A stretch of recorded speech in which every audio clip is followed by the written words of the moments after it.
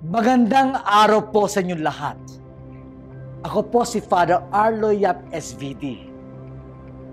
Mga kapatid, ngayon po ay 18th Sunday in Ordinary Time. Sa ating Ebanghelyo, yung mga tao talagang sinusundan si Jesus. Kaya siya magpunta, talagang sumusunod sila. Bakit?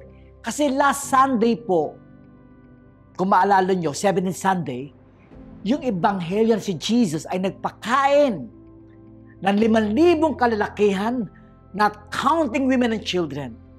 At namasdan ng mga tao yun, nasaksihan nila. Ang dami ng pinakain. At nagbilagro si Jesus with 5 loaves and 2 fish mula sa isang bata. At marami pang natira.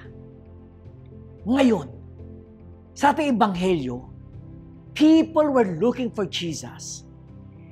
And when Jesus saw them, sabi ng mga tao, Rabbi, when did you get here?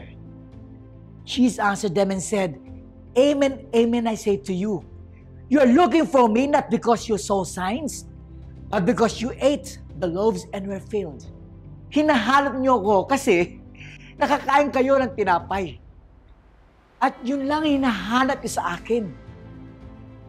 Sa ating Ebanghelyo, sinasabi ni Jesus, don't look for the bread only. Look for the giver. Ako yun.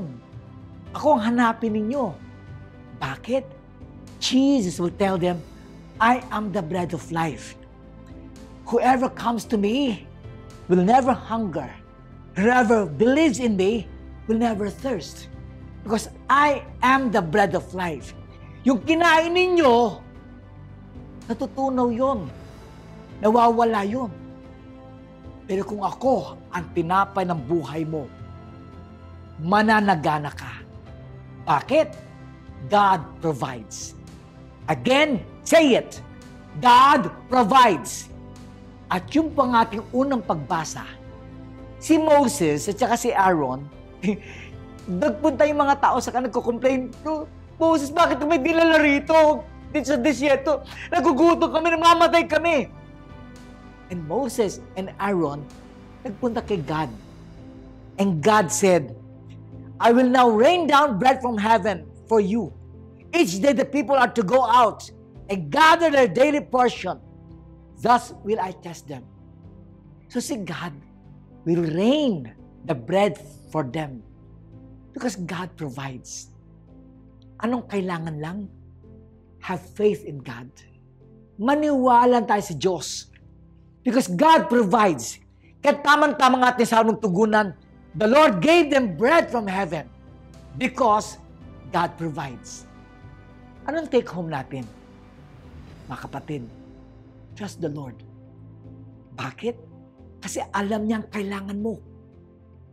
Alam niya ang pangangailangan natin. Alam niya! Ang kailangan lang natin, lumapit tayo sa Kanya. At lahat ng bagay ating kailangan ay ibibigay niya. God provides. Because after all, ang ating salmong tugunan, as I said earlier, the Lord gave them bread from heaven.